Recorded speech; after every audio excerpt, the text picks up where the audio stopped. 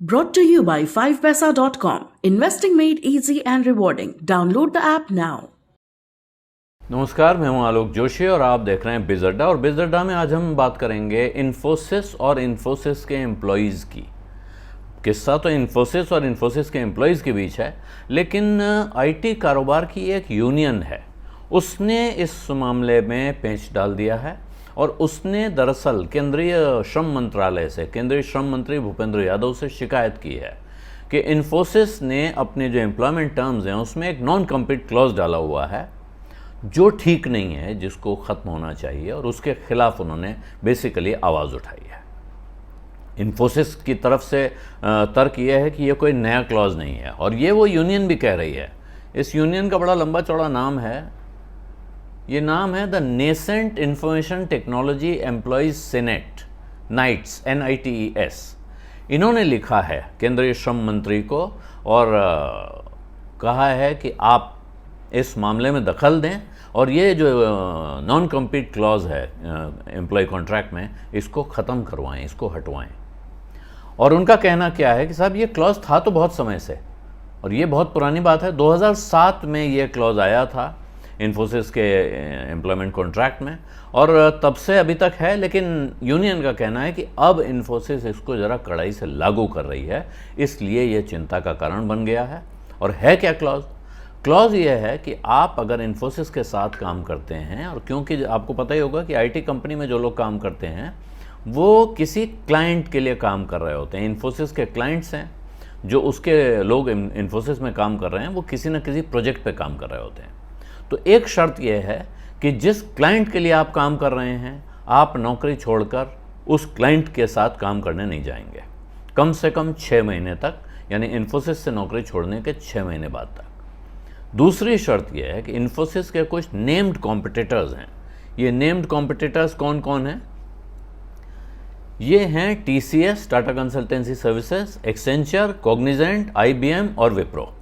इनका कहना है कि इन नेम्ड कॉम्पिटिटर्स के पास भी अगर आप नौकरी करने जाते हैं तो वहाँ भी शर्त ये होगी कि उनके यहाँ आप किसी ऐसे प्रोजेक्ट पे काम नहीं करेंगे जिस प्रोजेक्ट पर, जिस कंपनी के साथ आप हमारे यहाँ काम कर रहे थे। यानी अगर उसी कंपनी का कोई प्रोजेक्ट हमारे कॉम्पिटिटर के पास है तो आप उस पर काम नहीं करेंगे। ये जो शर्तें हैं, ये देखने में क्या लग रहा है? ये मैंने खुद देखा है कि कंसल्टेंट्स आते हैं कई बार आपकी कंपनी में, आपके यहाँ कंसल्टेंसी करते हैं, और उसके बाद उनके 1-2 लोग जो आपके यहाँ काम कर रहे होते थे, वो आपको पता चलता है कि आपकी कंपनी में काम करने लगे। ये क्योंकि उन्हें इस कंपनी का बहुत अच्छा अंदाज़ा हो जाता है, मैनेजमेंट को लगने लगता है काम का आदमी, इसको हमारी कंपनी के बहुत रहस्य पता हैं, तो अब ये यहीं काम करे तो अच्छा है। ऐसा ही आईटी में भी हो सकता है। आपने एक प्रोजेक्ट बनाया, एक कोई सॉल्यूशन डेवलप किया सॉफ्टवेयर किसी कंपनी के लिए, आप उस पर काम कर रहे थे, आपका उस कंपनी के आईटी डिपार्टमेंट के साथ संपर्क रहा, लेना देना रहा, बातचीत होती रही। उस कंपनी को लगा भाई यही हमारे यहाँ आ जाएं तो आगे हम इस प्रोडक्ट को और डेवलप करने में और इसको अच्छी तरह से चलाते रहने में इनकी जो सेवाएं हैं उनका इस्तेमाल कर सकते हैं, लाभ उठा सकते हैं। लेकिन जिस कंपनी ने आपको वहाँ लगाया था उसको नुकसान हो गया, क्योंकि उसके हाथ से ग्राहक निकल गया, या ग्राहक निकलने का खतरा बढ़ गया। आपके जैसे 5-7 और हो जाएं तो उनके लिए वो प्रोजेक्ट गया काम से। तो ये डर है इस तरफ से। दूसरी तरफ से एम्प्लॉय की चिंता ये है कि भाई मैं आपके यहाँ से नौकरी छोड़ रहा हूँ तो अब मैं कहाँ जाऊँ, क्या करूँ, ये मेरा सिरदर्द है। आप इसके बदले में मुझे कुछ देते हो क्या? तो बदले में अगर आप कुछ दे रहे हैं, और ये एक पुराना किस्सा है, काफ़ी पुराना, मीडिया कंपनी के मामले में सुप्रीम कोर्ट तक गया था मामला, और वहाँ फैसला हुआ, सुप्रीम कोर्ट ने कहा कि आप ये पाबंदी नहीं लगा सकते हैं।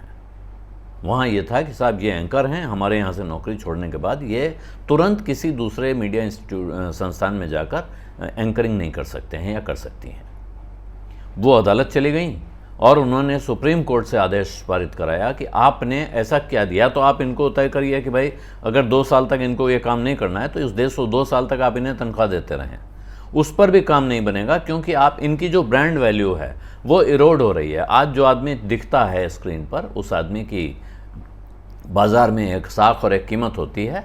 अगर वो दिखना बंद कर दे तो एक तरह से वो अपने टैलेंट की हत्या कर रहा होगा। तो उस मामले में सुप्रीम कोर्ट ने फैसला दिया था यहाँ अदालत क्या फैसला देती है पता नहीं, लेकिन यहाँ जो प्रोवोकेशन का कारण है, जो जिस वजह से ये मामला उछला है, वो ये है कि भाई मैं नौकरी छोड़ के गया तब आपने ये पाबंदी लगाई तो समझ में आती है। जिन लोगों को आप नौकरी से निकाल रहे हैं उन पर भी आप यही शर्त लगाना चाहते हैं, ये सबसे बड़ी समस्या इसमें दिख रही है और इसी वजह से ये यूनियन सरकार के पास गई है। इसमें मुझे लगता है कि और अगर सरकार इस पर गंभीरता से विचार करेगी तो हो सकता है कि वो कंपनियों से फिर एक बार इस पर बात करे। और ये शर्त सिर्फ इन्फोसिस में ऐसा नहीं है, वो जो नेम्ड कॉम्पिटिटर हैं उस तरह की और तमाम कंपनियों में भी इसी तरह की शर्तें लगी हुई हैं। फिलहाल ये मामला उछला है, हो सकता है कुछ दिनों में कुछ और मामले उछल जाएं और इस वक्त क्योंकि रोजगार का बाज़ार वैसे ही टाइट है तो इसलिए सरकार इनको राहत देने पर विचार भी कर सकती है। बिज़ अड्डा में आज इतना ही, अब इजाज़त दीजिए। धन्यवाद, नमस्कार।